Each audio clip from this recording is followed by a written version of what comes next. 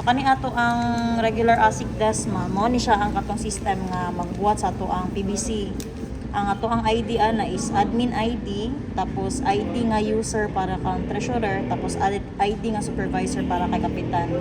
Ang admin nga ID ma'am, kung tahay nga malak mo or kay cap ma'am, pag mamali mo more than 3 times, malak mo, pwede mo mag-reset gamit ang admin ID. Pero the moment nga ang admin ID na ang malak, wala jud mo choice, i-uninstall jud ninyo siya, i-install ninyo siya balik ma'am.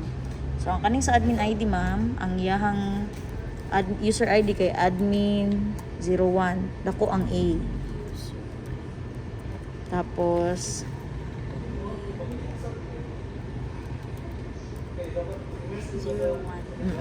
tapos ang initial password anak ma'am ha kay admin 01 lang gihapon ma'am. Nig enter nimo anak ma'am, mangayon na siya og password nga bag-o. So ang current password nimo ma'am katong admin 01 nga dako ang A. Tapos new password kay kamo na mag-set anak ma'am ha. So pag na okay na ang inyong password, click lang niyo ng okay. Tapos na change na ang password. Tapos mga siya agency name, mugawas lang na siya sa first ninyong login sa first nga login ninyo sa admin ID. Pero pag mag-login na mo after nga nakaset naman na agency name, hindi na siya mugawas. So buta na to, Barangay Government of Bonifacio.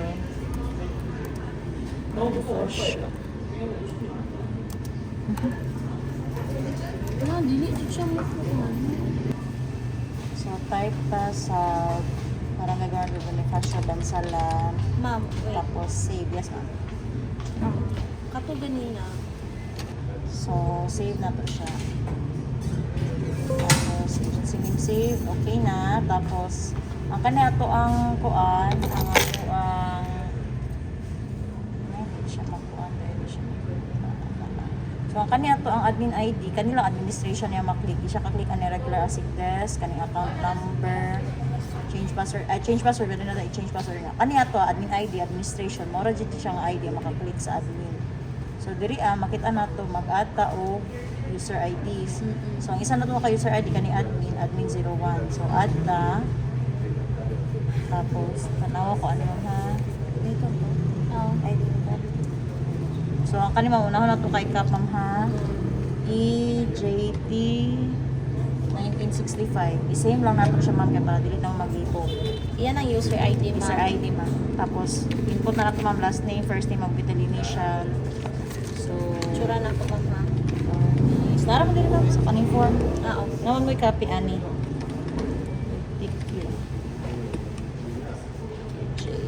Tapos ang sa kapitan ma'am, ang kaning user level ma'am, naka-supervisor dapat mamasok ko. I-click na to ni user. Dapat kaning supervisor ato i-click. Tapos save na to siya. Tapos okay na. Okay na kay Cap. Imuha na po ma'am sa treasurer.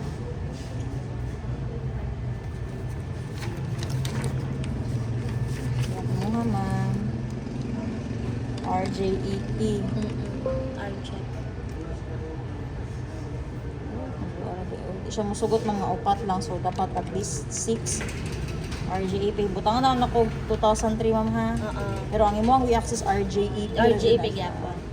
So last name, panato ma'am. First name, Andre.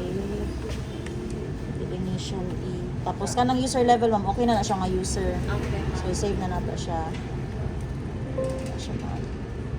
So kung tahay malak mo ni Cap, login lang mo sa admin ID, tapos ato mo ni administration niya. Isiton lang yun ni diri sa kilid niya kaning puti ana kani or kani. Kung unsay mamakita niyo, kung unsay naka-white diri amora na siya niyo maklik. So kung tahay nga nag-click mo ana, dili mo maklik aning, dili mo maklik sa add. Reset lang siya. Reset o delete. So kung magkatay mag-delete mo, kung tahay nga mag-change ba mo o kapitan kanay mo bang barangay councilor municipal councilor si Cap, so i-delete niyo na yang ID, mag-add na pud mo ID sa kapitan bago. Kung tahay kay nalak, i-click niyo siya, i-reset niyo siya. Na kung tahay nga na-click lang jud ninyo, wala jud mo ituyo niya. Gusto na mo mag-add na pud og user, i-clear lang. So ni-click sa clear, dili na siya ma-click dira add na pud mo balik. So configuration ta ma'am para sa katong kinsay mo pirma sa signatories atong PBC. So diri ang prepared by or checked by treasurer, ang noted by si Cap. So tama ko ma'am, ang name, ang JD. Parang barangay treasurer. Puntahay kung may uban ana nga secretary nila ang naga-encode or ang ilahang DRK, pwede ra po mo ilahang butang sa prepared by, yung check by kay si barangay treasurer. Nya, ang ilahang noted by si Cap Jude. Ano yung kapatid na ito?